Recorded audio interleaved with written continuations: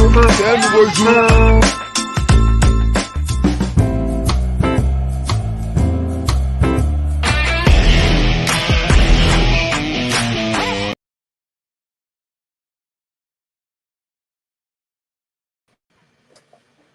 everybody, wherever you are on the continent of Africa or whether you're in the diaspora.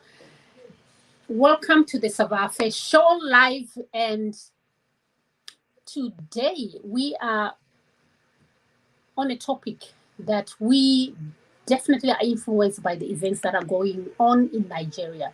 So, institutional violence by the state and insurgent groups against citizens appear to be a worldwide thing. And it also appears to be a phenomenon in Africa itself. Our interest in this topic today will be restricted to specific experiences that we as Africans at home or in the diaspora have. We want to try and understand how violence plays out in our countries and amongst our people. How do you think this culture of state violence started, and how do you think, what do you think is the root cause of this violence in Africa and all over the world? Now, what is the cultural root to this? But before we start that, the people that I'm going to be talking to and who are going to contribute to this conversation. And now, the first guest I'm going to introduce to you is Ayo, and he is in Nigeria. Hi, Ayo, how are you? Hello, Savannah. Good evening, and good evening wherever you are. Thank you so much for joining us. I know it's a little late in Nigeria, but still you are here to talk to us. Now, my first question to you, because this conversation really sparks because of what is going on in Nigeria. I really want to understand what SARS is. Everybody's hearing this. End SARS, end SARS, end SARS in Nigeria. What is SARS? Thank you very much, Savannah. SARS, as constituted by the Nigerian Police Force Authority, stands for Special Anti-Robbery Squad. And it's a unit under the Nigerian Police Force that is tasked with the duty to combat robbery, as the name goes, Special Anti-Robbery Squad. And for 10 years, SARS only operated in Lagos State, but in 2002, if I'm not mistaken, it has spread to all 36 states of the Federation. And in recent times, there's been several outcry as regards their activities on the road, harassment, extortion, maiming, killing, and a whole sort of things. And it's not news anymore in recent times as regards the outcry of the NSARS phenomenon going on in Nigeria right now. It's been over a fortnight now that the protest has been going on, and a lot of people are agitating for that unit of the police force be disbanded, scrapped. It has actually been announced to have been scrapped 3 times in the past, I think, in the past 2 years or so. But repeatedly, their actions on the streets of Nigerian cities continues to linger.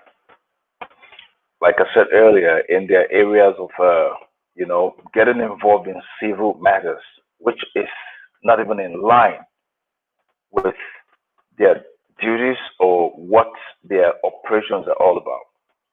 So if you're concerned, if you're tasked with the job of combating crimes or responding to crime, then why getting involved in civil matters? Why extorting innocent citizens? Why harassing Why shooting? Why killing without no justification? So that's what has really led to that's what has really led to recent outcry all over the nation. And it's really sad that the people who have been given the task to protect the citizens are the ones taking the life of the citizens. Okay, so I'm going to introduce the next guest, and the next guest is Ogugwa. Ogugwa is a Nigerian, but he is in Chicago. Welcome, Ogugwa.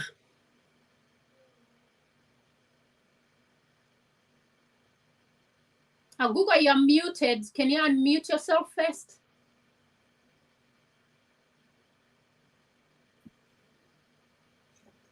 Good afternoon. It's afternoon here in Chicago. What time is it? About 1:36. So I don't know wherever anybody's watching us from. So what's your question again? Now, Ogugwa, welcome to the program. Now, for you, my question is simple. You just told us what SARS is, but correct. My question to you is slightly different, because I wanted to tie up to why we as Africans are here and are sitting together. What do you think is the cultural root to this violence, Ogugwa? Why do you think not only in Nigeria, we have seen Nigeria up in flames, police brutality on blacks. We have seen police brutality here in America and in Chicago, especially Chicago has a very significant history of police brutality. Why and what do you think is the cultural roots, or what do you think is the base of this violence over black people by authorities or by the police? It's historic. It has a lot to do with our relationship with the Caucasian population. And I think they have a certain sense of fear that there might be some retribution from the oppressed, So they are preempting what could happen.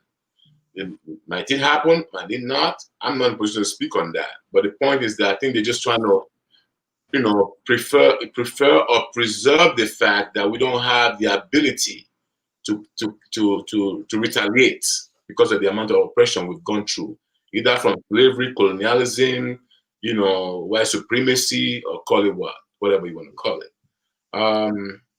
And they've used, and most of the, because take for instance, now you're asking about police brutality in particular. Yes. If you look at the American, in the case of the Americas, and it's not unrelated to what they are going through in Nigeria or any other part of Africa for that matter. The main duty of the police, how the police was formulated, police was formulated historically as a militia that was supposed to bring black people back after the emancipation from slavery. So now, when they got their freedom, the police was meant to bring them back and put them in check, so that's where white supremacists now came in.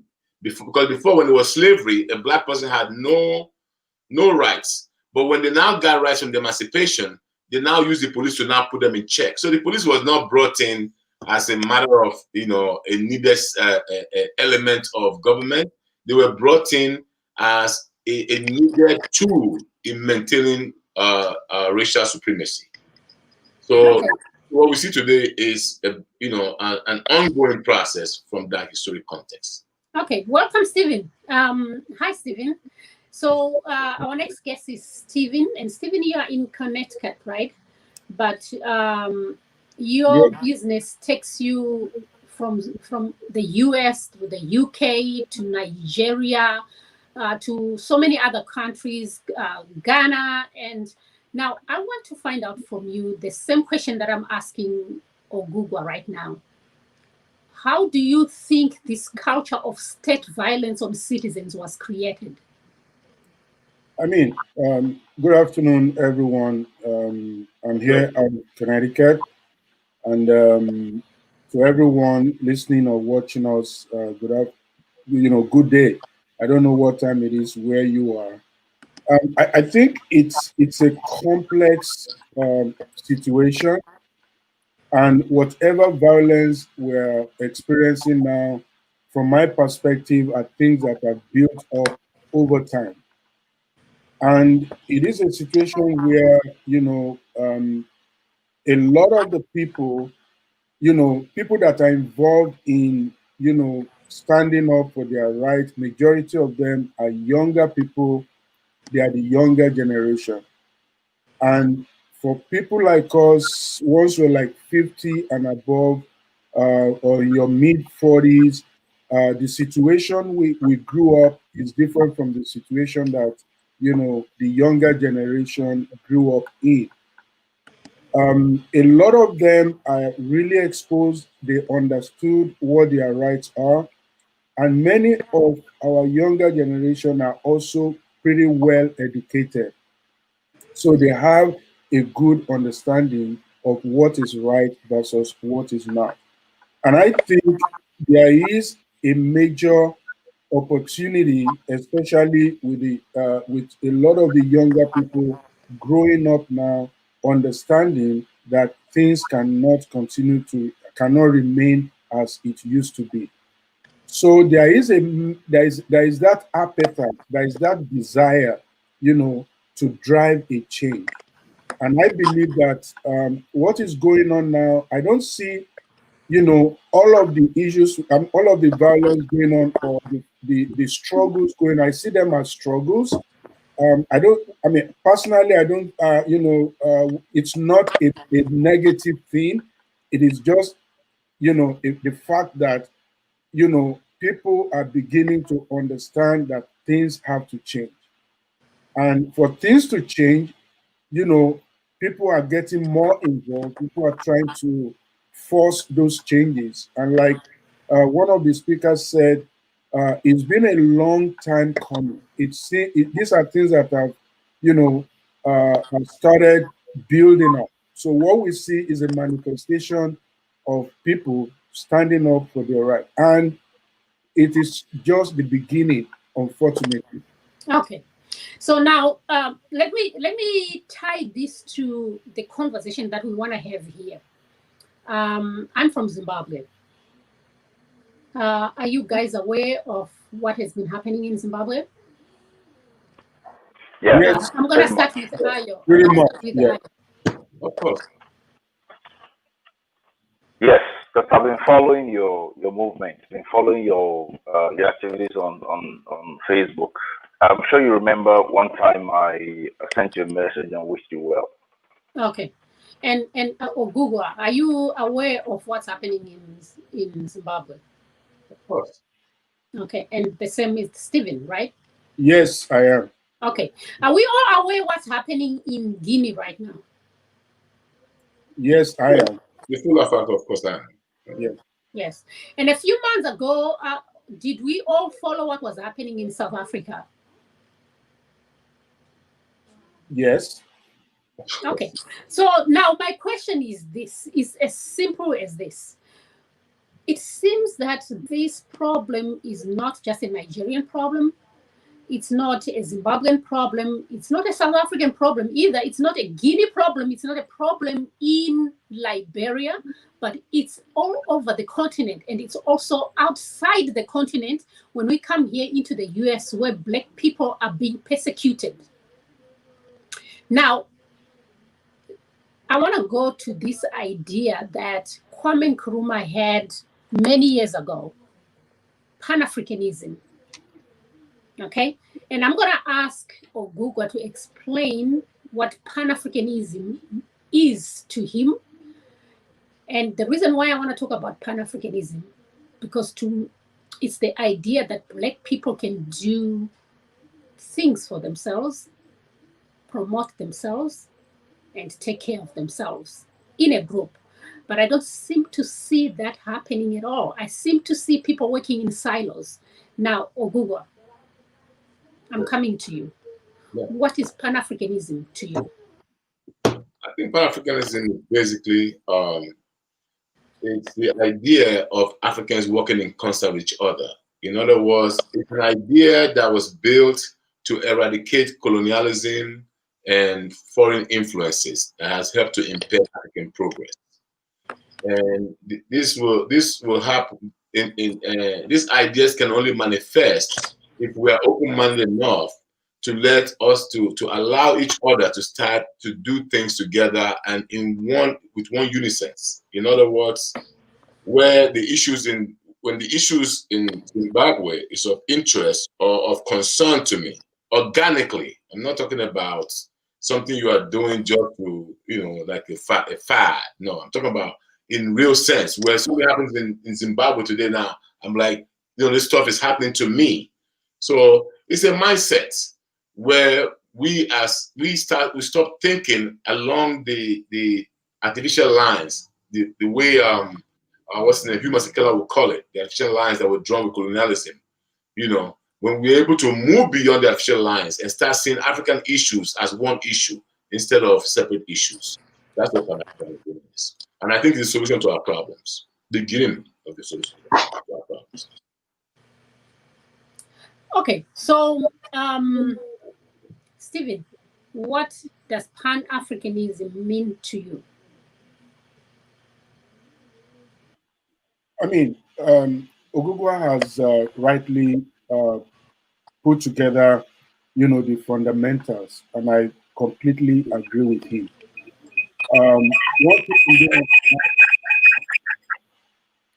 One thing I'm going to add is the fact that it is the belief that we all share the same destiny, that we all share the same feelings, that we all share whatever is happening to one is happening to the other.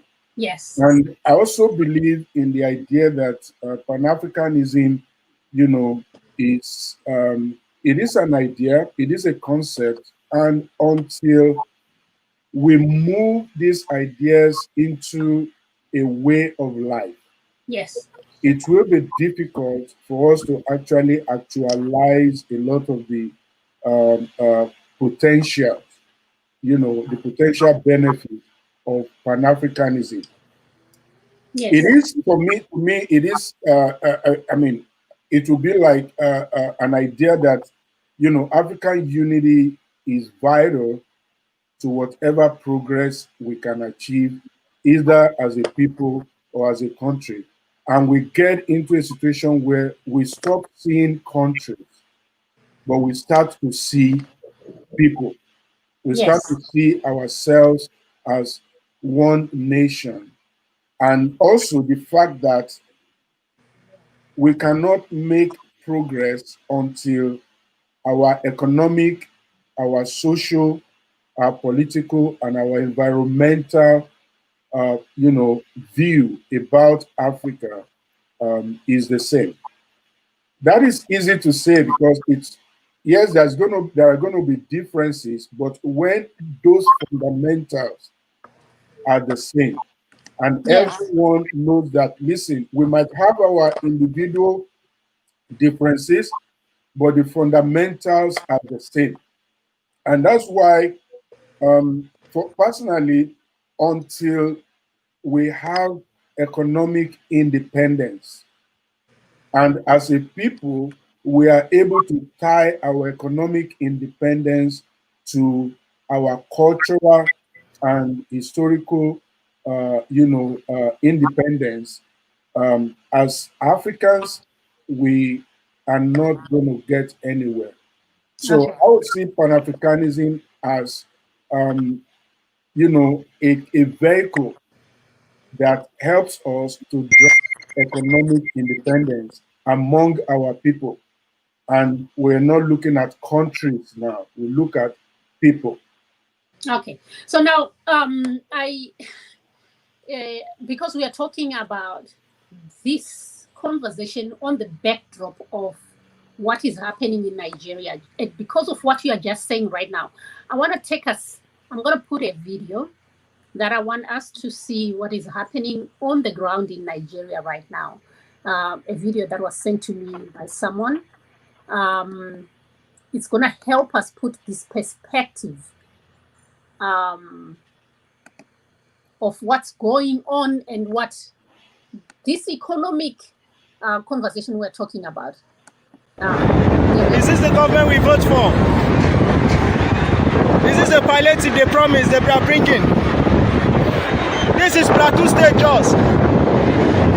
Today's date is 24th of October. This is what is happening in Jos City. This is what is happening in Jos City. This is Jos City. You can see the masses. Everybody wants to get food to eat. What a government! What a government! Look how people are struggling. People are struggling to have food. Look at people. Look at, okay, let's look at the hold up. Just take a look at the hold up at Plateau State today. No way entrance. No way out. Look at the hold up. Okay, let's look at the outside. If you're trying to go out from Jos City, can you see the hold up? Can you see the cars?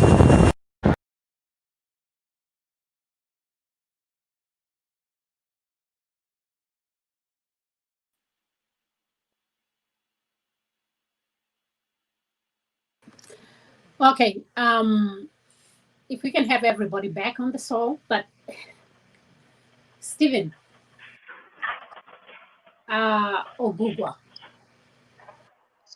and Ayo, I have so much respect for Nigeria. And when I see that video, it breaks my heart. Nigeria is rich. There is no reason why Nigeria should be in that state where people are scrambling for food and trying to get something to feed their children. What is going on in Nigeria? I understand, and I in fact, I really want to understand it from your point of view. Guys, make me understand why people are suffering the way they are in Nigeria. Can I have Ayo, since you're in Nigeria right now, respond to me? Yes, guys, like we just saw in the video, that was a scenario that played out on the 24th of October. I believe that's the date, 24th of October 2020, and that's in Jos Plateau State. Now, what we watched there, I mean, we pretty much could understand from what whoever was shooting the video was in the background.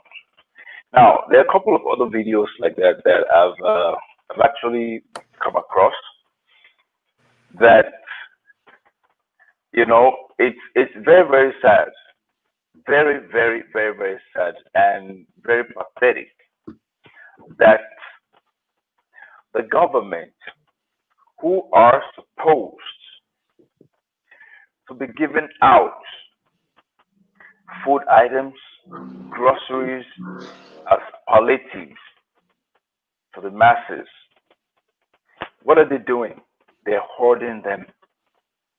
I mean, is that a nation where we have we claim to have good governance?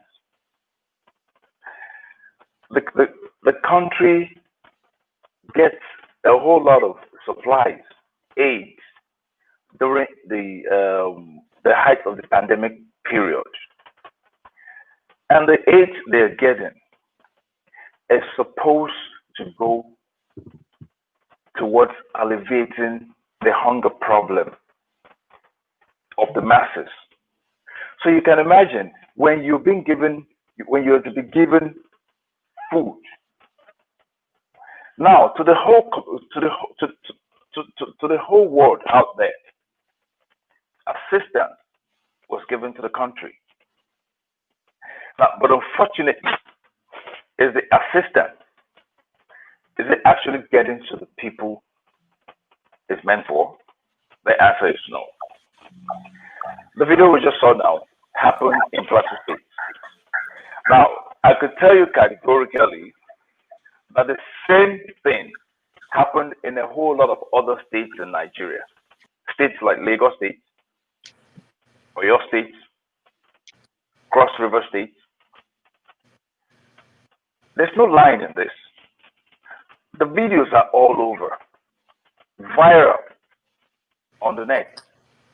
So are we debating about that? No. But it's purely shameful on the government of our nations when you are supposed to be giving solutions to the problem of the citizens. Rather, you're withholding the solution and escalating their problem. Now, how do you explain when people decide to take out to the streets with violence? They say a hungry man is an angry man. Do you understand me? Now, Yes. I can't start to count the number of resources that we have in this country called Nigeria. But guess what?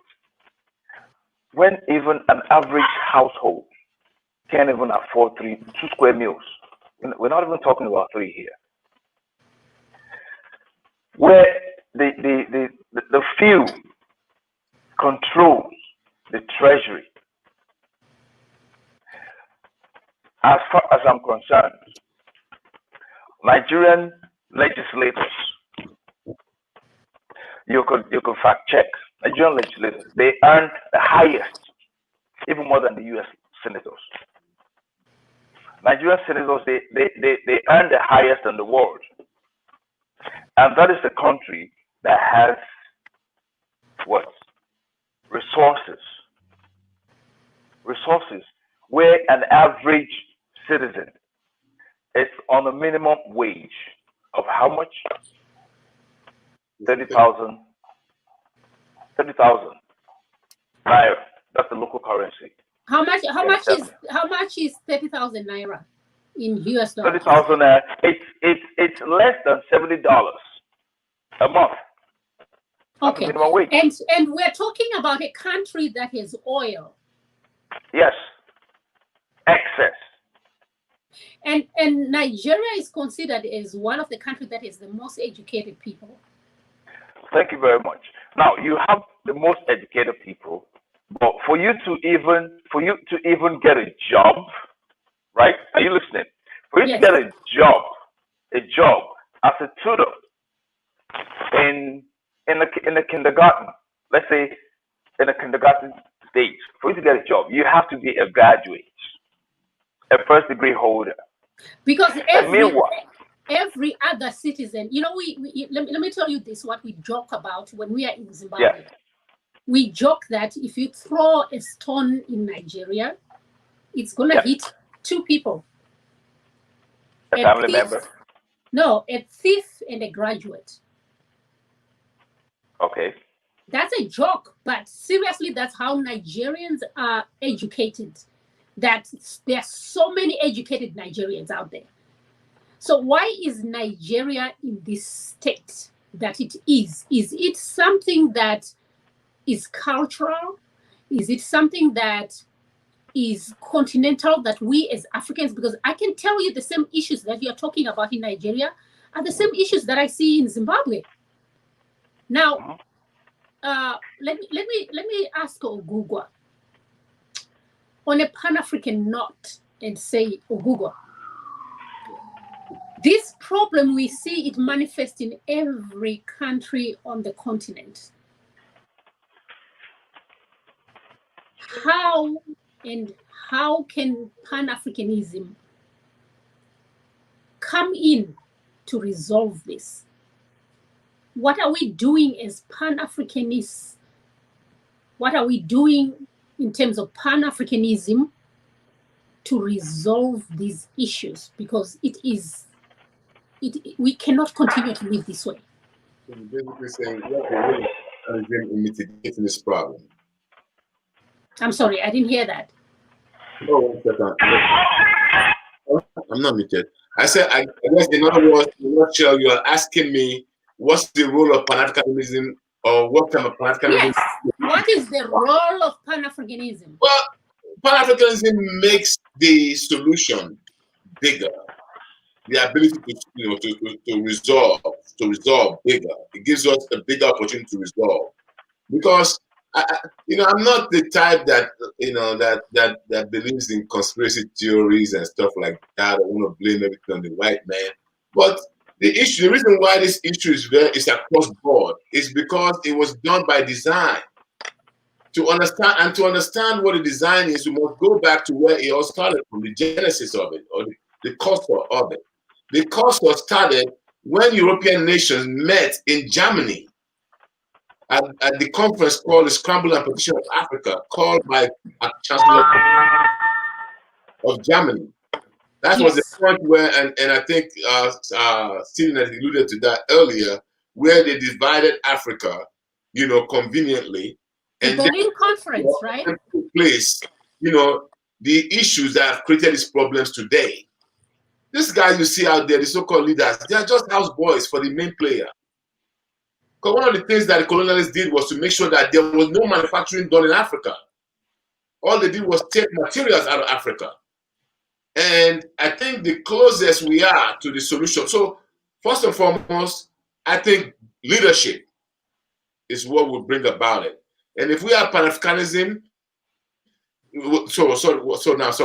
the role of Pan-Africanism is this. It allows our new leaders to compare notes and also be able to assist each other in buffering the solutions. Because, for instance, Nigeria has a lot of oil. Zimbabwe has its own material. And these guys have this. If we all know we can get these materials from each other, then we won't have to worry about the needs that we have to go to a third party for. In other words, Zimbabwe can get its oil from Nigeria and then give, barter quickly with whatever Zimbabwe has. It could be even human resources. Yeah. It could be leases. It could be anything. You know what I mean? We can equate it. There's ways we can equate things. So the role of Pan-Africanism is that Pan-Africanism makes the African problem or the African issue an issue of African solution. And when it's collective, because they always say, more brains is better than one brain. Yeah.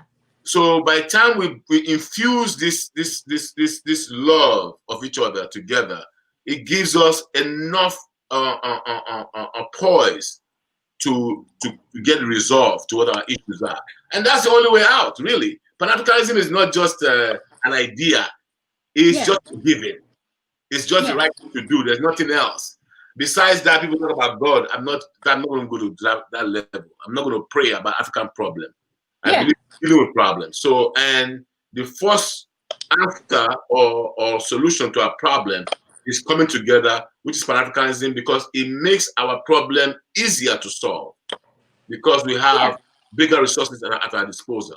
So I think that's the role of Pan-Africanism, and that's the only real practical solution to these issues, because the issue is really huge. Yeah. Now, and I think as well, the government reform matters a lot. Reforming the government system matters a lot. Do you understand? Because imagine statistically, if you look at it, Nigeria's healthcare budget is about 46 billion. 46 billion for 200 million people. Now, the education budget is about 48 billion for 200 people.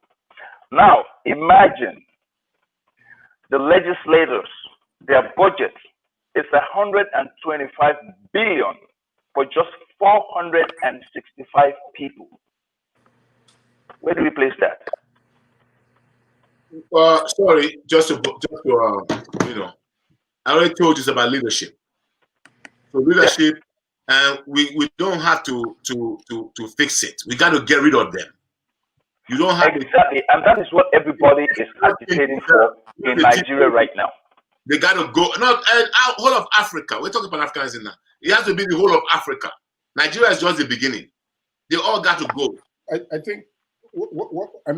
From my perspective, there are about two major problems I see going on. The first one is we've dealt with external colonialism in the past. A lot of what we're dealing with now in Africa is internal colonialism. Yes. And we are in situations where a group of people, by either by design or by whatever means they did, decided that the only way, and that's, the only way they will control the rest of Africa is by dividing everybody else. So if you look at every of these countries, the internal colonialists divided us either on tribal basis, they divided us on religious basis, they divided us by social classes, they divided us by the languages we speak. And when you look at every country, they took advantage of the diversity and the multiplicity of culture across Africa and across each of the countries, and they divided us based on those lines. The same way you have an angry person in the East is the same way you have an angry person in the West. It's the same way a hungry person in the West is the same way you have an unemployed person in the South. You have everybody feeling the pain everywhere. But the only way this set of crude leaders have been able to achieve what they've been doing over time is just continue to divide us. And I look at the demography across Africa. 65 years old and above across Africa, only 3% of the population across Africa is 65 years old plus. 97% of the population of Africa are between the ages of 0 and 65 years old. That's a young nation, Stephen, when you say that. Extremely young. Africa is young, and that is where the potential is. So if you look at evolution of Africa or African trade or African business or African market, when you look at the economic landscape of Africa, the future of Africa is still way ahead, right? 0%, 41% of Africans are between 0 and 15 years old. And between age of 16 and 65 is where the bulk is, 56%. So 97% of Africans are below 65 years old. Now. Okay, so now, Stephen, hold on to that thought. I want us to go back to the leadership issue that we are talking about. Yeah. Whose fault is it that we are allowing these leaders to get away with these things? I'm not going to, picking up whose fault it is over, I think it's not as simplistic as that. A lot of environmental factors, a lot of social factors, a lot of the fact that this is something that we've been used to over the years, and nobody seems to be asking questions before now. And that is why, we have seen a lot of this going on. And we've allowed a lot of division. When you are divided, there is hardly anything you can do. You can't even come together. And that is why people talk about revolution and all of that. Yes, it is. But the reality is, it's going to be tough in Africa. The places where revolution has succeeded are countries basically where they speak the same language. When you speak the same language, and not only that, globally, 95% of where you've seen revolution happening are countries or nations where bulk of them speak the same language. Until we are able to break every of those tribal and religious barriers that politicians have used successfully against the rest of the people, there is hardly any progress we're going to be able to make.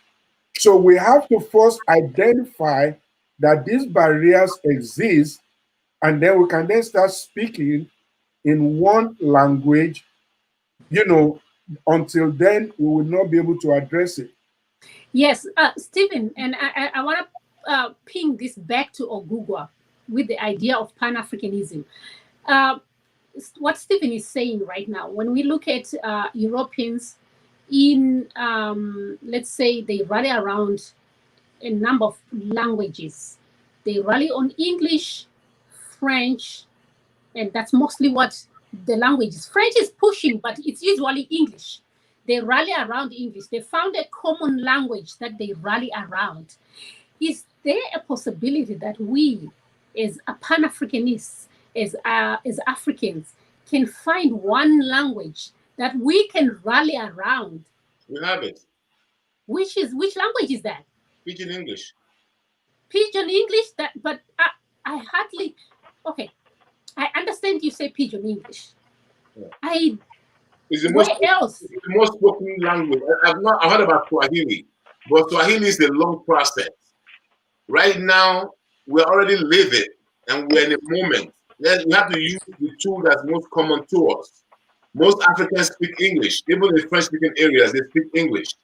So the pidgin. Yeah, let's take the. That is interesting. Yes, it's called patois in another way somewhere, but the pidgin.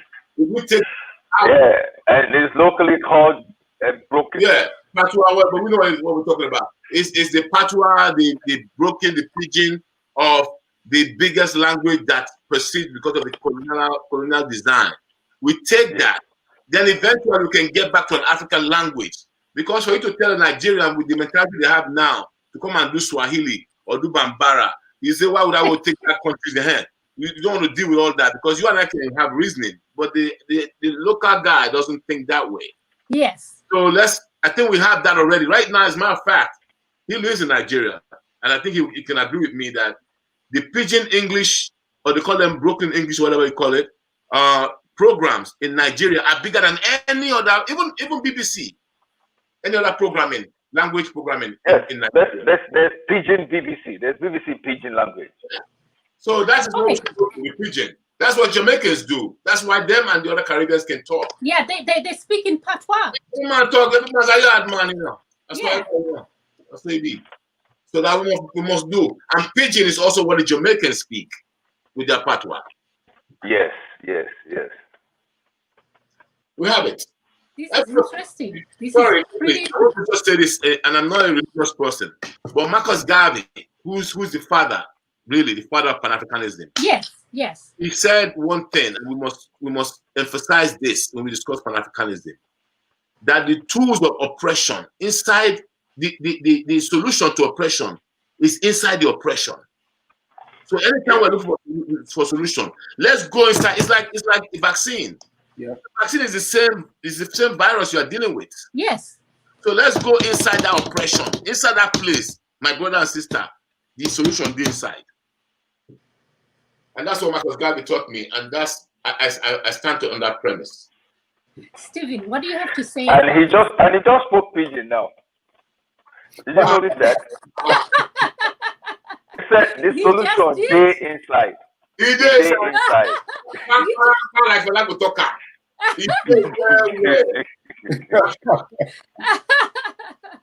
But let me say this. Yeah. When initially you said Pidgin English, I was taken aback. And then immediately when you started explaining, I'm like going crazy right now in my mind. I'm thinking, but that is so true. In Zimbabwe, we called it Chilapa Lapa. Mm-hmm. This is English, which is broken, right? Yeah. In South Africa, it's the same thing. I know it's in America, they have developed their own way of speaking. They call it urban language. They call it ebonics. Everywhere. Ebonics in America. Ebonics. Yeah. It's sociologically called ebonics. Yeah. Absolutely. Everywhere. Yeah. So it's not a crazy idea after all. Now, I know it sounds crazy. It is. But we got to start thinking as one, because right now we are when I look at them, I want to keep going back to what is happening in Nigeria because this is what is current. We have all these hashtags going around. Hashtag Zimbabwe Lives Matter, hashtag Black Lives Matter, hashtags Nigerian Lives Matter. Why can we not find a rallying point as Africans? Why can we not get a rallying point? Well, you already answered the question. Yeah. You answered your question. The African life is what we're talking about. So it's Africa. If you want to say anything matters, the African life that matters. Yeah. Like what's his name said? Peter Tosh. He said, no matter where you come from, as long as you're a black person, you're an African. So all that rhetoric is just nonsense. And I go back to Marcus Garvey again. That problem, the solution, they inside. Stop going far away. Even in Nigeria, they always say, why are you going to Sokoto to find what's in your Sokoto? I didn't get that. Slow down and break it down. Let them explain to you what it means. Ask somebody else, because I'm doing my talking. Let somebody else talk. Yeah. What do you mean? They'll tell you. Going to Sokoto, why the stuff is in your Sokoto? It means why are you going that to a far place to find a solution that's right where you are?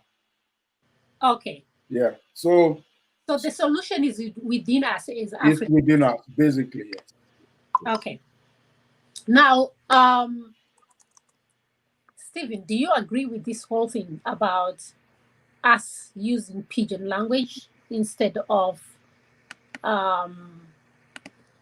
trying to maybe, I always have this romantic idea of having Swahili as the language. What are your thoughts on that? I think it makes a lot of sense because there are three things that define an individual, especially as African. One of the things that define us is our culture. Yes. The second thing that defines us is our language. The third thing that defines us is the food we eat.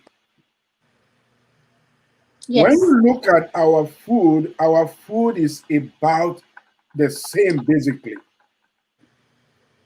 I'll go to Rwanda and I will eat like normal. I'll go to Burkina Faso and I will eat like I was eating in Lagos. Yes. I mean, our culture, our history, our language, these are the things that if we need to make any progress from a Pan-African point of view, those are the things to focus on. And in terms of the language, most of us already speak English. I mean, let me play that back. The colonialists have divided us along Francophone and Anglophone. Yes. So when we're thinking about pidgin English, then we have to figure out a way to find the right Francophone pidgin that, can cut across every other, Francophone countries that speaks French, that don't speak English. I think they have their own patois too. So we have to be able, we have to be able to marry, those, core, I would say, core languages together and be able to come up with something. Because, I mean, the only one, the languages is necessary, but at the same time, we have to change the way we see things. Our mentality has to change along with. We cannot wait for people from outside to come and help us to change it. We got to be able to change things ourselves. And that is where a lot of the problems we've had in Africa, where it is. They will divide us. There are, a lot of countries, the president will not, nobody can be a president except it is signed off by the European masters. They have to sign you up to become anything in those countries. So until the languages and until we remove those barriers, and one of the ways to remove the barriers, according to building on Ogugua's point, is we need to fix the language part. Okay, so now, Stephen, I and I've heard all this about the language, but there's also this governance problem that we have. We talk about leaders, right? Now, are we talking and playing around with the idea of having one governance or having a overall government that's oversee government, like where we are going to elect an African president who sees things about Africa as much as we have our individual presidents? Is that the idea that we're talking about?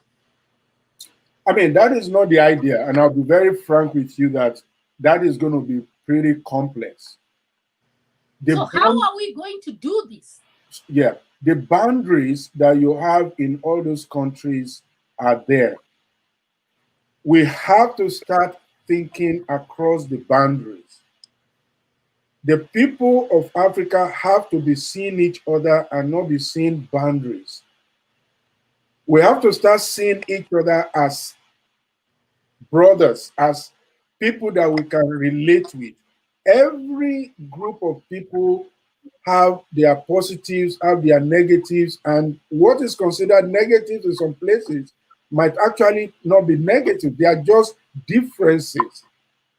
We have to see beyond those differences what our external colonialists and some of our internal colonialists want us to see is to be able to focus on our negatives between each other. We have to first, as a matter of principle, see each other as one. We have to be able to work on, mentally, actually, deliberately, be able to see each other as brothers and be there to support each other, irrespective of where we come from or whatever languages these people, we speak. It might be different, but whatever languages we speak, we must see each other as one first before we start to think about having one central government. I think that is really ambitious. Yeah. And then people will tell you, okay, you have the you have the African Union, you have all these union thing there, but they were put there by the West. Believe me, they were set up by the West. Nobody becomes an African Union. When you have your African Union representative in the UN being relieved of our role because a superpower in Europe does not agree with her position on things that relate to Africa. Even the AU are not independent. They don't have independence. So as a people, I think we have to decide to say, listen, I want to see my brother from Malawi as my brother.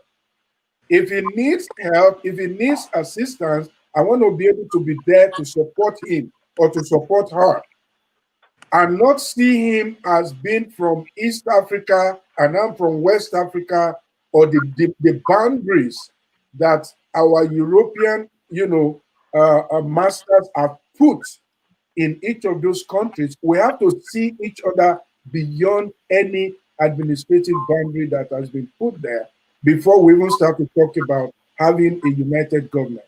Okay. Stephen, I want to go to Ayo, and then I'm going to come to you to Ogugwa. We keep talking about this. We have to see each other as brothers and sisters. How is that going to happen? How is that possible? How do we actually get to see each other as brothers and sisters besides talking about it? Ayo. Yes, we can achieve that. It pretty much starts from wherever we are. Where you are, you see the next man to you as your brother. Forget about where you're from. You're from Zimbabwe. This man is from Nigeria. this man is from Tanzania or from Congo, you seeing each other as brothers. Just like Mr. Ugugwa said earlier, he said there's one common thing that can serve as some sort of unifying force, which is the language. Because in Nigeria alone, I'm sure Mr. Stevens could testify to that. We have over three or maybe four, over 400 different languages. Yeah. From the northern part. That's a huge barrier. 350. Yes, pardon? I said that's a huge barrier to come over, and then we go on the rest of Exactly. 52 other countries. That's huge. Do you understand? Exactly. So if you look at the three major tribes now, the Hausas, the Igbos, and the Yorubas now. Now, I'm a Yoruba man, and if I want to communicate with a Hausa man, it's not like I don't understand the Hausa language, but it'll flow more when I'm communicating with a Hausa man in the pidgin English. And a lot of people don't even understand the English, but the pidgin English, they do. There's nothing you communicate with them in pidgin English that they don't understand. As an Igbo man, you speak pidgin English to a Hausa man. He understands. And a Yoruba man speaks pidgin English to an Igbo man. He understands. And some other countries of Africa right now, apart from their native language, other than the national language, which most countries of the world share as the English language, they have their own local languages. Their languages, and there's something we call dialects. I'm sure Mr. Stephen would understand what I mean by that. Absolutely. Dialect. Yeah. Right. Now, in one particular state in Nigeria, you can have up to about 10 different dialects. Do you understand? In which 10 set of people pick at random, speak different dialects that I'm speaking, you don't understand. Yeah. You're speaking, I can't understand. But you see, when he mentioned the part of the pidgin English, trust me, pidgin English cuts across a whole lot of countries when it comes to communication. And I have a whole lot of friends in the US, especially in New York where I live, that are Jamaicans. They're from Guinea, they're from South Africa, they're from Sierra Leone and Cameroonians. So most of the time, when I want to feel this, you're my brother thing, I speak pidgin English. So, and if you look at it now, if I'm speaking pidgin English with Mr. Ogugwa now, maybe it's from Tanzania, I'm speaking pidgin English with him. He understands perfectly. Of course. You understand? Yeah. That's by the fact that we're not the same nationality. He understands. So if we look at that, now amalgamating the African population now, one chord that could be used as, in fact, the strongest tool is the language. Trust me, Africa could be united by one thing, the language. And I don't see any African country where someone will speak pidgin English that a lot of people there won't understand. Trust me, they will. They will understand. Like I just said now, that Nigeria that has a whole lot of languages and dialects, people speaking in different tongues. But trust me, the moment you speak pidgin English, everybody is relating with you.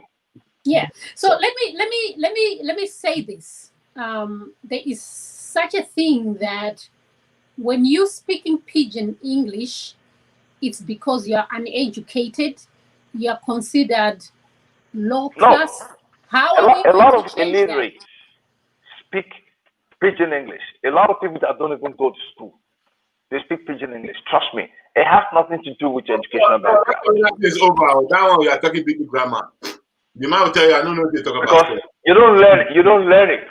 It comes naturally from your tongue. Do you understand me? Now, Yes. you're Zimbabwean. I don't understand your native language. You don't understand mine. But if I speak pidgin English to you right now, even if you don't understand fully, you will pick what I'm trying to say. What will be your name? True that. True that. Now, gentlemen, let's hold our thoughts right there, because I want to take this conversation to a very different level. So we can sort of we are about to go into another level. I want us to take a quick break while we change this conversation into the next level. And the quick break is from our sponsors. Give me just a quick break. We'll be right back with you. Thank you.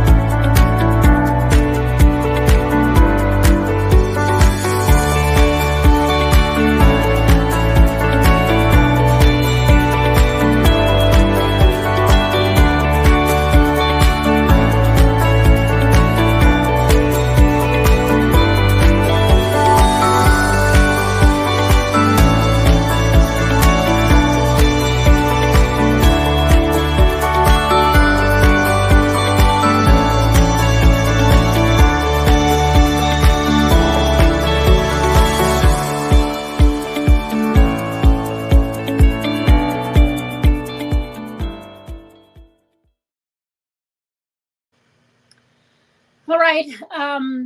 We are actually coming to a close. This is our last segment of the show, and bring it down. I know we're not going to be able to resolve what exactly needs to be done in this show, but Ogugwa, Wow. I'm going to speak to you when I say this. So are we now in this argument? Discussion, I think. I don't know. We're not arguing so far. Can you hear me? You say argument. I say I can hear you, but I'm saying I thought we had a So discussion. let me finish the conversation. Let me finish the phrase for you. Okay.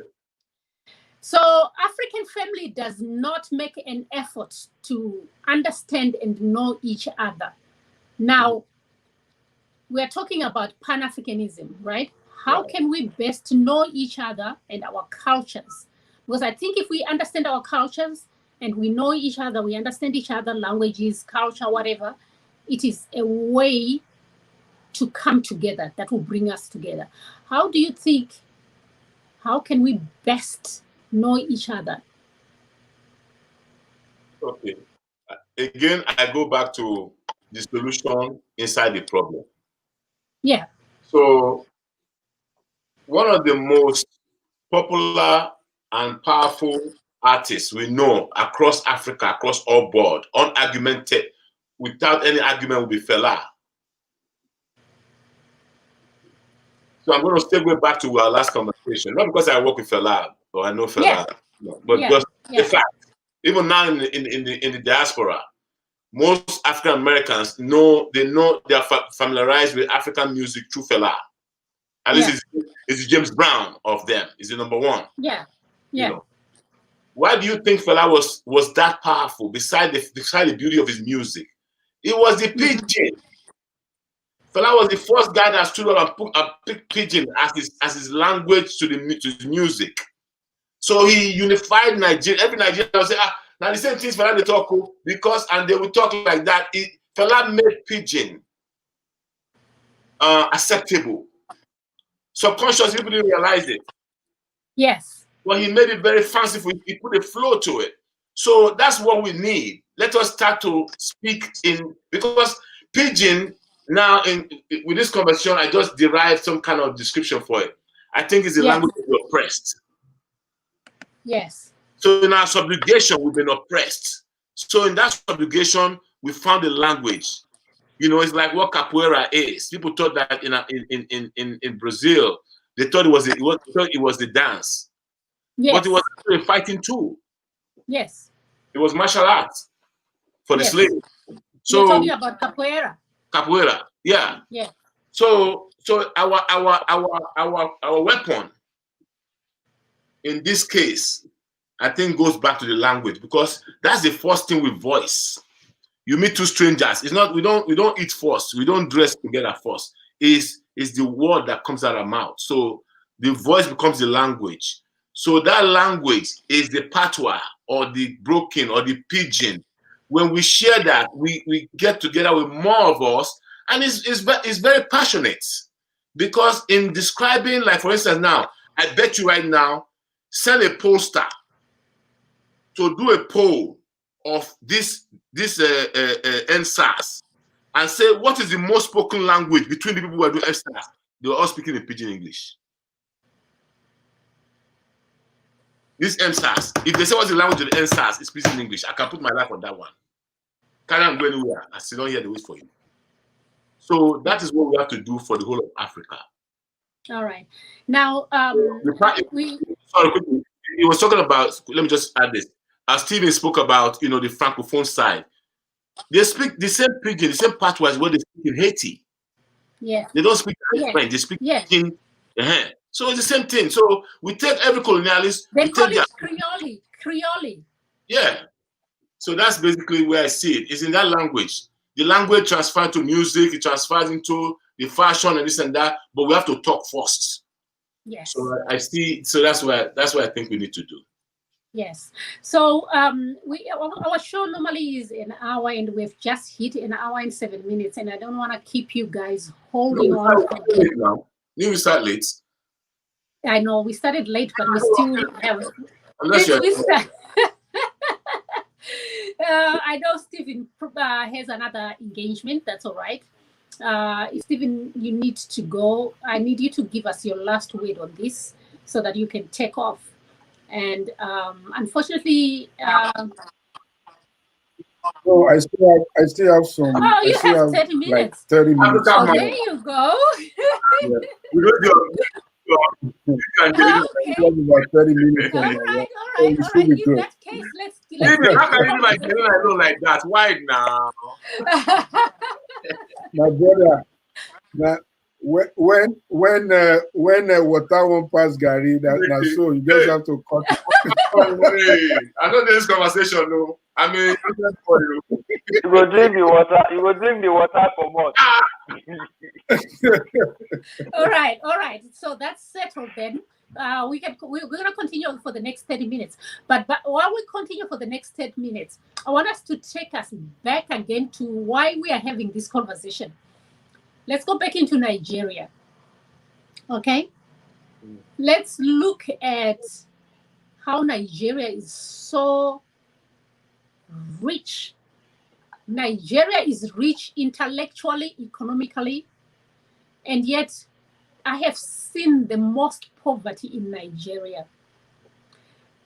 Now, corruption.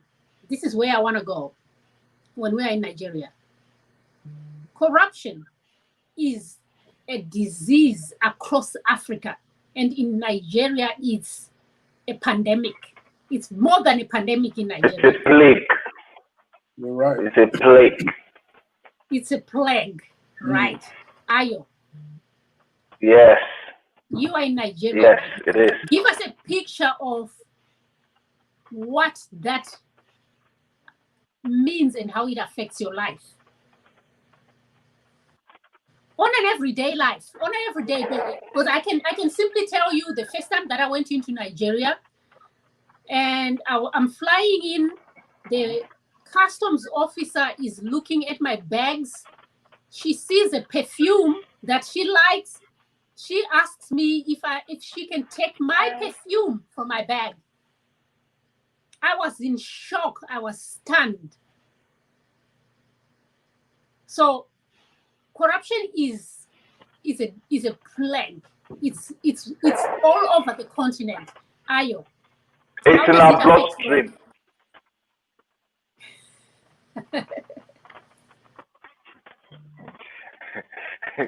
Yes, you see, everybody knows when you mention Nigeria, you mention corruption. That is it. Is that a fair assessment? As far as I'm concerned, yes, it is. And I'm not talking about the entire Nigerian, but where the corruption is in a particular stream. Do you understand? Now, like I was telling you earlier, I was giving you some kind of budgetary analysis where you have a 46 billion as a budget for the healthcare, covering 200 million people. Now, if you have 46 billion, we know how many million is in a billion. When you have a 46 billion for 200 million people, and an average Nigerian does not have healthcare, you don't have good health coverage. Now, in the educational budget, it was 48 billion. And still, the schools are like public toilets. And now, we have the people that are called Oga at the top. The Oga at the top, Yes, that is the people at the end of affairs, the legislators. They have 465 of them. And their budget is 125 billion. Now tell me, what are they servicing?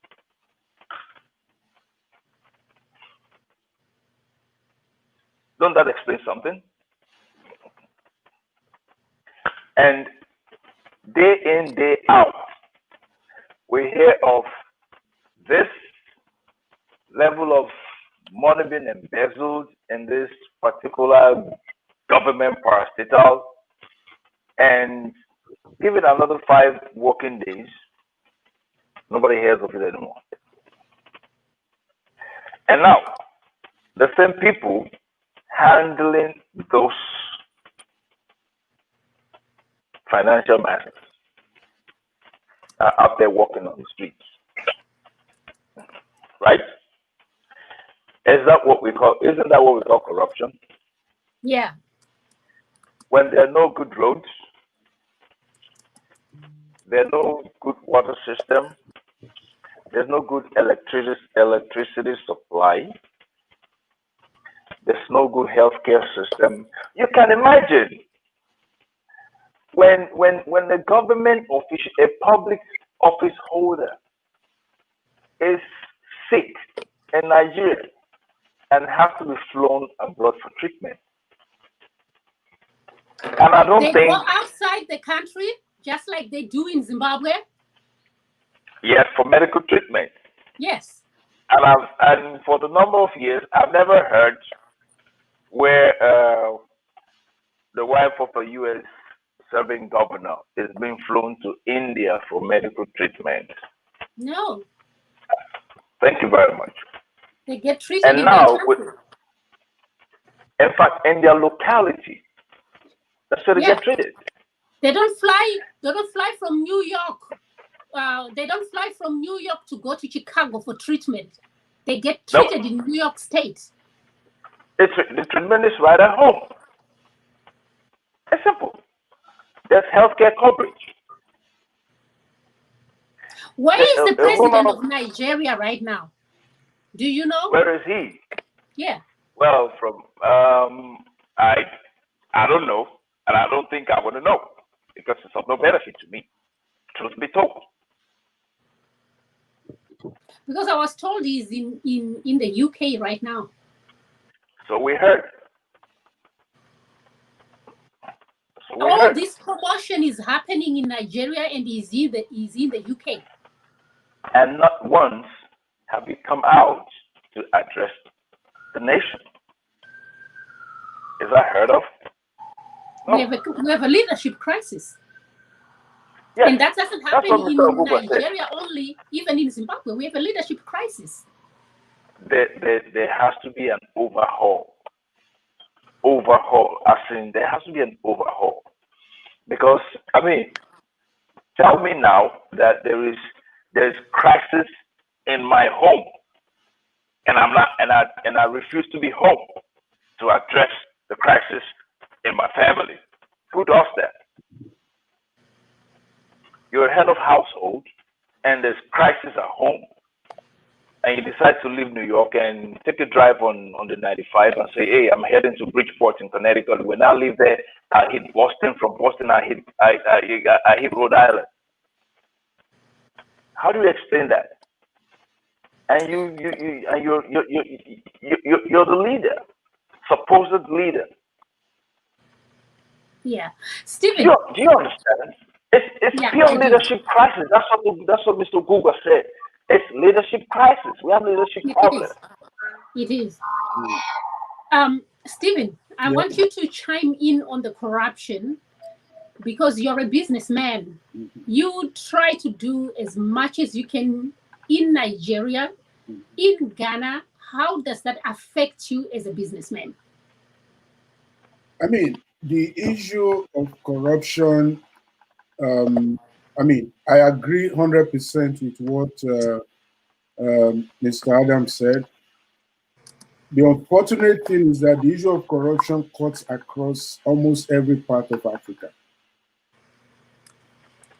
There are places, there are countries that you don't want to have anything to do with the police anywhere.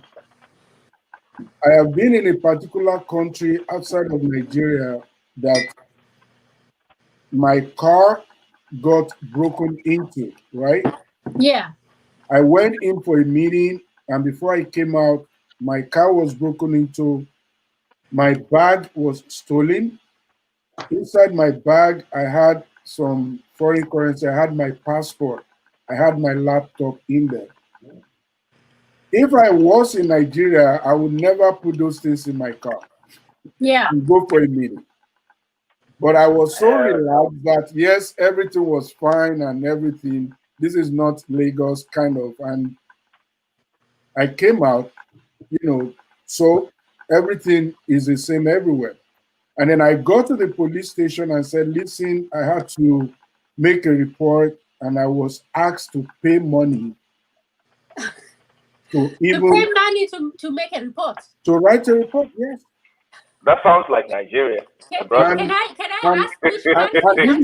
And this is not Nigeria. Where was It that? sounds like Nigeria. I'm not going to say it just for the purpose of, why I did not want to say it is that it is not one experience that I had in that country cannot define that country or the people I relate with in that country as being, being corrupt or being car breakers. No. Unfortunately, we have a lot of those incidents that happen across Africa. I have been in countries where I go to the airport and the same experience you had, and the immigration officer was like, wow, I like your shirt. Yeah. Can I would like to have one for my husband. And I was like, okay. Why are you telling me? But it's there. The one thing I see in all of this is that because of the kind of situation that a lot of us in Africa have experienced, we find ourselves, a lot of people have dropped their value system, nothing is working. So it is not limited to Nigeria. It is a situation where across Africa, and not even only in Africa. Yeah. in South America, in Central America, even in America. So corruption is everywhere.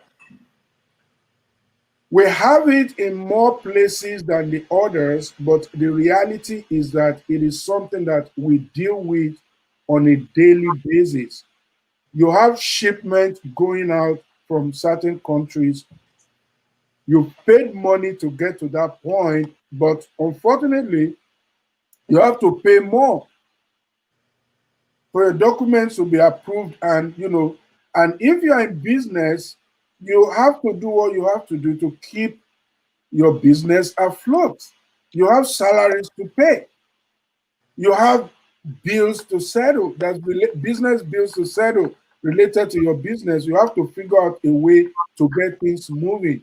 But what I'm trying to say is that, unfortunately, what Ayo explained is real.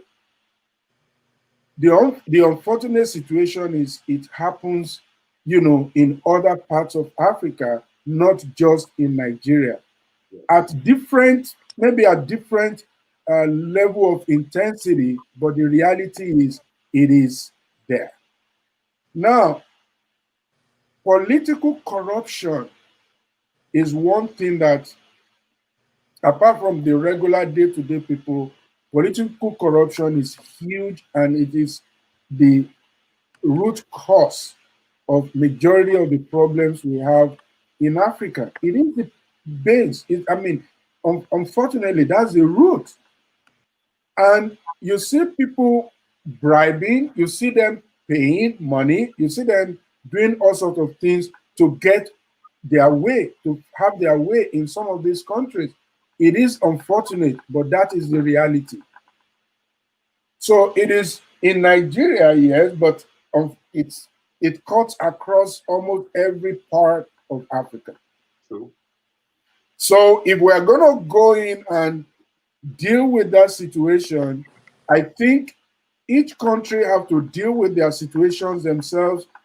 And then when we start dealing with it when they start dealing with it country by country, then we'll be able to have a better, story to tell, across Africa. But the situation is real across Africa. Okay, Oguwa, I have this thing that. I want to buttress the point you just made. Yes. Because I hear a lot about corruption in Nigeria. I don't think corruption is isolated to Nigeria. No, it's not. As it's so described. I think Nigeria just has a very dense population that it makes it more visible. Because a lot of people don't realize Nigeria has defied it has defied human arrangement. If you know the amount of people that live in Lagos, Lagos to me, I call Lagos the most expensive slum in the world. Lagos, did you just say the most expensive slum? And inside that slum, you have the most expensive real estate. There's land in Lagos for $3 million, cash money. No mortgage. Now you must pay a cash. And people are paying it. Yes. People are buying that. Yes. That's the truth. Inside that slum, no subway. You'll be in traffic for 5 hours, 6 hours. Unrealistic. You understand? But people still live there, and people still flock there. So it's about the design. Because what we're doing here, we're putting it in context. Yes, we need leadership. I'd be the first to agree with that. But the whole thing that, and also, and the reason I want to interject was when he discussed, he explained the difference between living corruption or basic corruption and government corruption. A lot of government corruption is derivative of tradition. Because that's what I want to know. That's what I want to know. Is it okay? I'm going to say that. A lot of people in government, they come in based on in defending their culture. Mm-hmm. Like if you go to military now, you see more outside guys here, or guys from the north. So what's happening there? They have to defend that aspect that group, their groups, you know. So in defend their group by every means necessary. So they will upload anything they can upload to make sure they have the status quo. You know, in the Igbo you have the commerce. In the Yoruba you have the banking and some element of the because of, you know, the Lagos description too. You know, so every group try to defend. So that's why we have to demolish that whole mindset. When we demolish it by one African perspective or understanding, because what Europeans did when they designed Africa or defined Africa was to make sure they broke us into groups so they can control us. So now these groups are trying to maintain that status quo. And so by any means, this means that if they have to be corrupt, if they have to be discriminatory or whatever, because discrimination is corruption too. We have it here. Since this new president came, Stephen is shipping. I used to ship a lot. But I tried to do some shipping in the last 4 years. And things we used to go to the airport and collect. All of a sudden now, customs say you have to pay. Yeah. And then when I find out that the guy I have to pay to be the broker is inside the custom office, I just say, oh, I better leave these guys alone. So it's a factor of the tradition. Tradition has played into but Nigeria is more visible because of the populousness of Nigeria. Nigeria is not 200 million. I think realistically, Nigeria is like 220 or 210 at least. It's so dense. It's not. It's very dense. Yeah. So that's what I was pointing. I agree that Nigeria is the most populous nation of the continent, and by it being the most populous nation of the continent, unfortunately, it's the most visible for the continent. Yes. Wherever you go, you meet a Nigerian.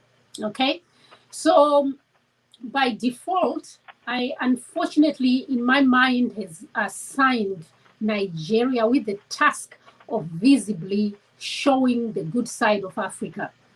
And if we can't see that visibly from the Nigerian, the rest of the small nations like Malawi and Zimbabwe, Zimbabwe is a very small population. They're not as visible. You understand? So unfortunately, anything that is said, even if we're talking about African movies, really it's Nigerian movies we are talking about when we are saying African movies. So you have, as Nigerians, a task to portray Africa in a different way, whether you like it or not.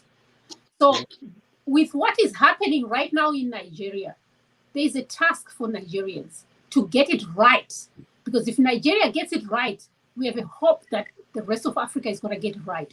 Why not have Nigeria? The whole of Africa, Africa should get it right. Africans should come and become part of the Nigerian problem, so we can all get it right. That's what I'm saying. We're putting Nigeria with everything. Let everybody come in and let's fix this problem. True, very true. That is why we are saying, where is this Pan-Africanism? Where we can start, instead of Zimbabweans calling out and saying, hey, Zimbabweans, life matter, hey, Nigerian and SARS. How can we all come together and get this right? How? Stephen is my brother. I met him today because you called us together. And he and I grew up in the same place, but you came from Zimbabwe to now bring me to say, come and see your brother here. That was beautiful. So that is what it's about. Yeah. When we start to work in concert, we will get there. But we must stop keeping it as a Nigerian issue. It's an African issue. Yeah. Beautiful. I think, Ayo, do you have anything else that you want to add to the show before we close this show?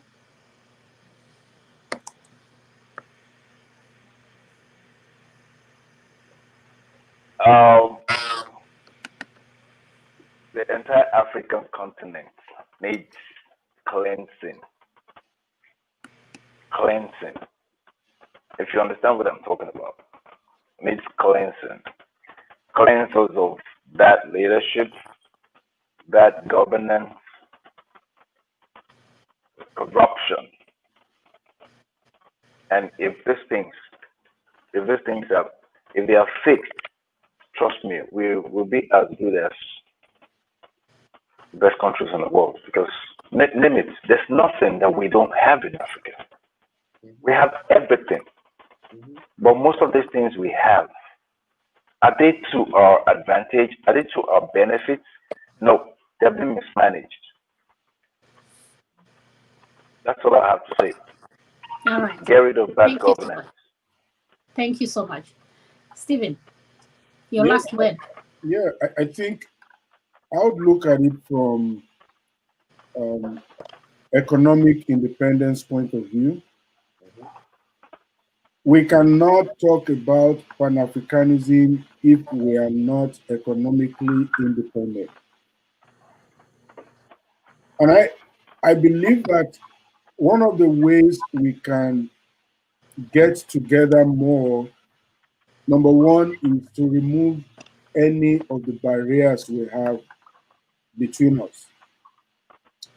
The number two thing is that when we begin to see Africa as it is and the potential of Africa, it begins to change actually in a lot of ways the way we do things. Africa is about the population of Africa is about 17% of global population now. Wow. In the next 30 years, 25% of world population is going to be in Africa. 25%. Africa is going to, we are about 1.3 billion now in Africa. We're going to be like 2.5, 2.6 billion people in the next 30 years. In the next 10 years, that population, that the 1.3 billion people now, will be about 1.7, 1.8 billion people. And considering the fact that 80% of that population is going to be active, minimum, the potential of Africa is huge. So when we're looking at Africa, my suggestion is for us, whether I'm in Tanzania or I'm in Burundi, I'm in Liberia, or whether I'm in Sierra Leone, or whether I'm actually in Morocco or I'm in Algeria at the moment, when you start looking at Africa from that point of view, it changes the way we see what we have. So there is a huge opportunity among us as Africa or as Africans in terms of what we can benefit from each other. The number three things I would say is that we have enough of negatives that we can focus on among ourselves. We need to start seeing the positives of each other and begin to focus on what is our strength. The more we focus on our strength as a people, the less our negatives, the more our negatives are going to be reducing.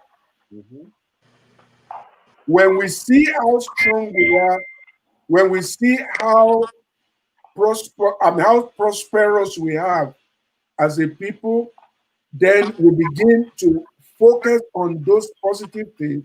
It will actually be a big motivation among us to be able to want to deal with each other, to want to run with each other. When we understand that, yes, there are corrupt people in Nigeria, for example, but the population of good people, the population of, highly successful, the population of non-corrupt people are far more than the population of the few corrupt elements we have in a country like Nigeria. It changes the way, we relate more with each other. And I think that is going to feed a lot, is going to enhance the idea of Pan-Africanism that we're looking at. And then finally, we have to encourage doing business with each other. We have Thank to you. encourage doing things with each other. There is no way non-Africans are going to love us more than Africans. That's the Thank you. fact. And when we depend on Europe, we depend on America to define us as a people, then we have conceded a major part of who we are, which is our freedom.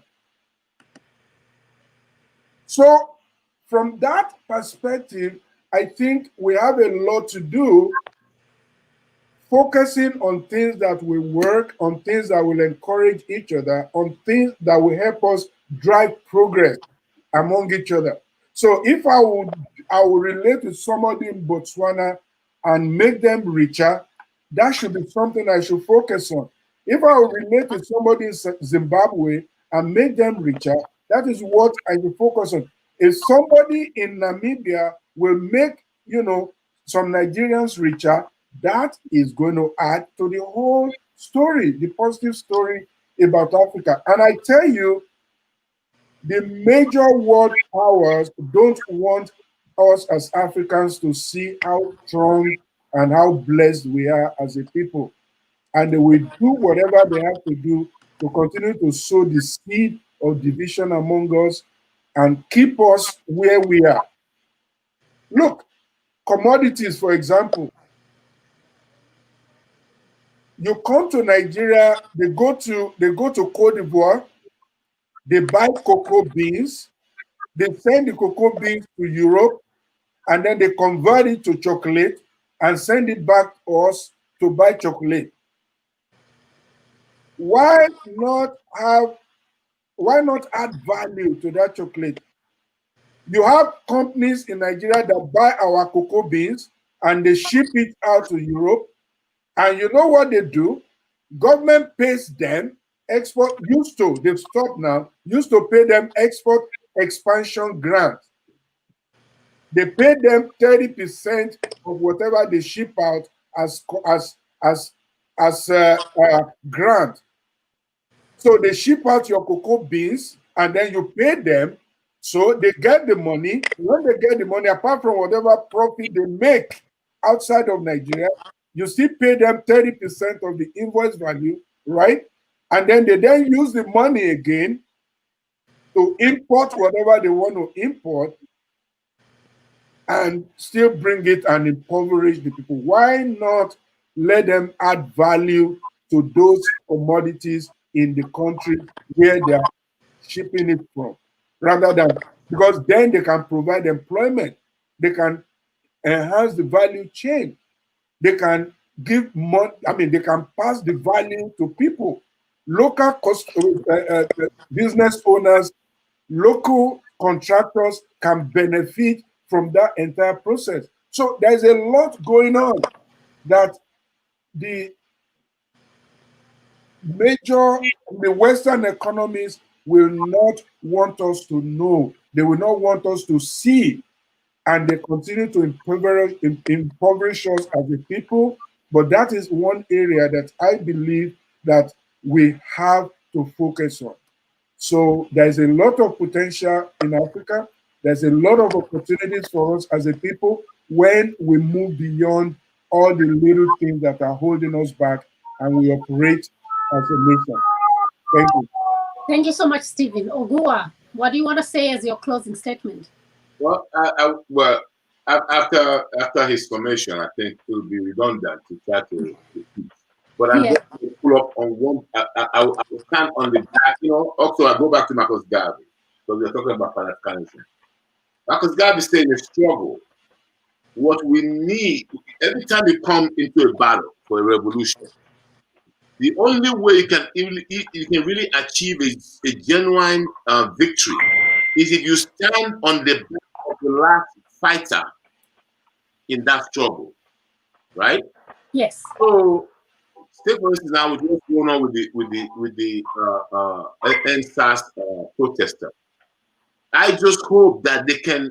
One of the things I thought they did, the mistake that I saw them do, not too many, but that particular one, is that They ignore the people who have been agitating before them. We can't do that.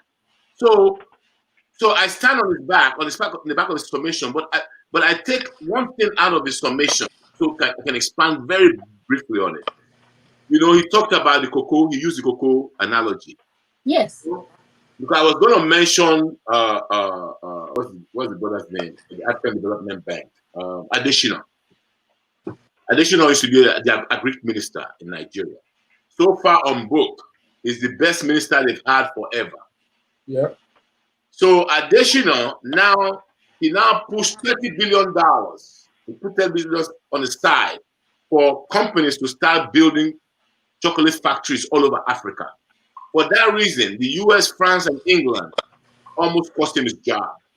If Additional was not a decent man, he would have been gone.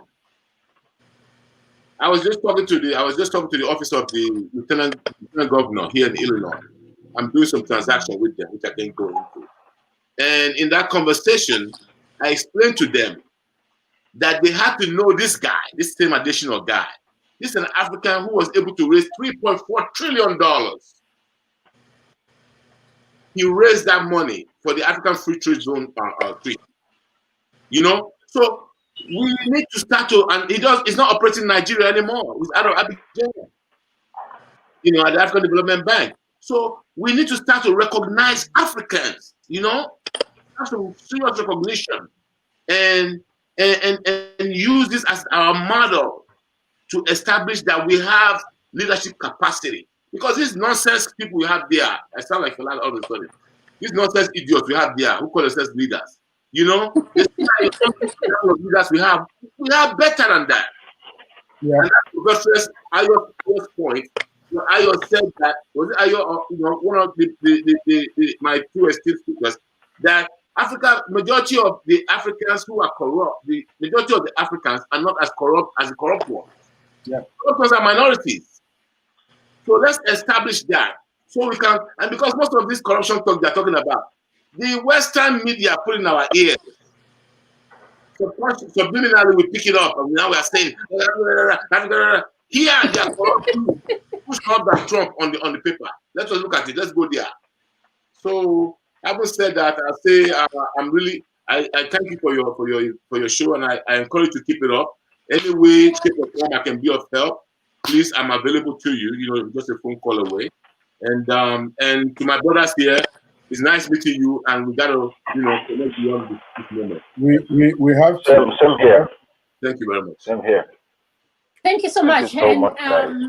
Thank you so much to everybody. And I want to thank you all guys for pitching up last minute. I was struggling to get this to go because it is coming from the same idea that we are talking about here, where we need to come together as Africans, not as Nigerians or as Zimbabweans. So the whole thought process to this is that if we start a conversation that is us, then from that conversation, we can start to build something else.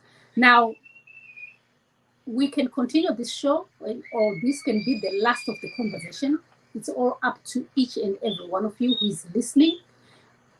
To you guys who are here on the show, do you want to see more of these conversations? Do you want to build up on this conversation? Recommend someone. Let's get this conversation going. If this is what we want to see, more conversations about Africans speaking in the same voice together. So I am going to close this show today, and I'm going to say thank you so much. But as we close this show, I want to play a video from Nigeria, because today is our focus day on Nigeria, and I think we can have this conversation every week, and we focus in each and every country. And we get to understand what is happening, because if I do not speak to you guys from Nigeria, how else am I going to understand what is happening to Nigeria? How else? Sure.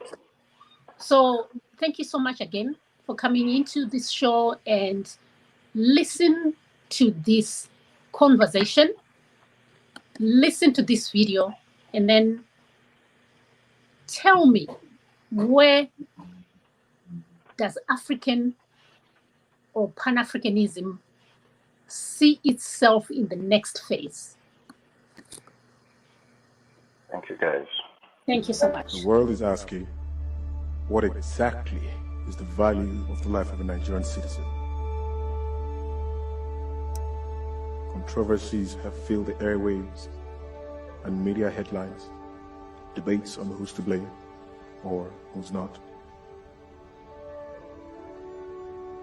But I tell you, I'm to blame. You are to blame. Every citizen of the Federal Republic of Nigeria is to blame. These innocent citizens came out to protest peacefully, demanding for their constitutional right. But corrupt and demonic, devilish politicians infiltrated their midst through their mercenaries and hijacked the protest, opening fire on 2 police officers, and the response is what we're seeing here today.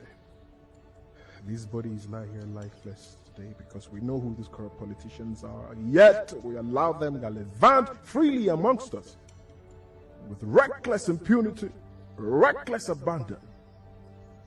They lie here lifeless today because as a government organization and private organization, we see corruption flourishing and we do nothing about it.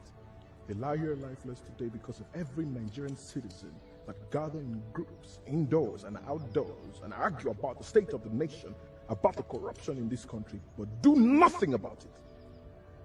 They don't even have the BVCs to vote these corrupt politicians out. They lie here lifeless today because of every mosque and every church that gathers their members in thousands and hundreds, week in and week out, and don't even mobilize these people to vote these corrupt politicians out. Use your PVCs. Use your PVCs after you pray, because I tell you, you can pray from now till thy kingdom come, but without works, your prayers are dead.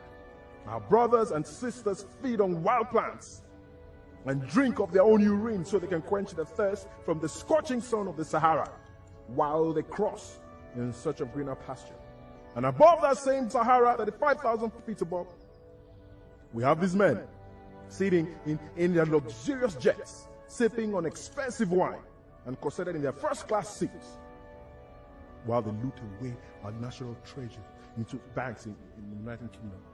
Thousands of your brothers and sisters, your sons and daughters, are fed on by sea creatures and sharks, while their boat capsized in the Mediterranean Sea, all because they were looking for greener pastures in a foreign land.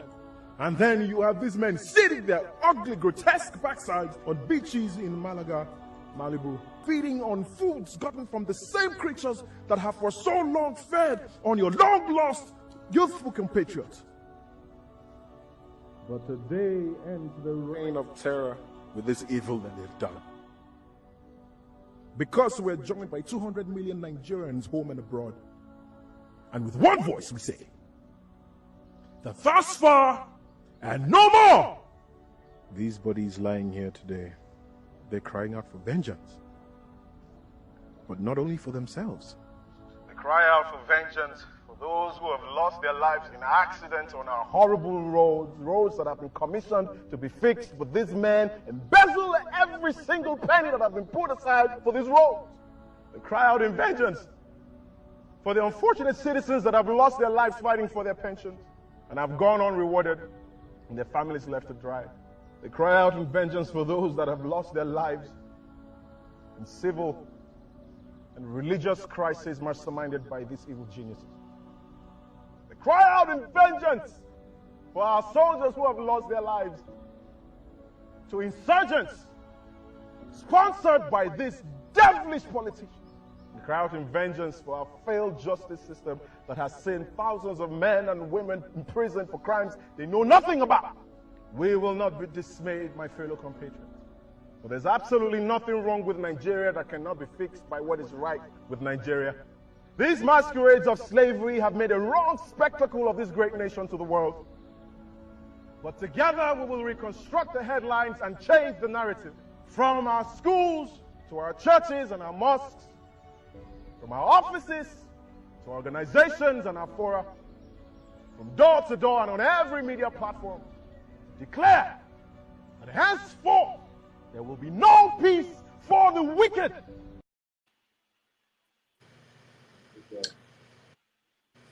There's nothing that I can add after that. Thank you so much.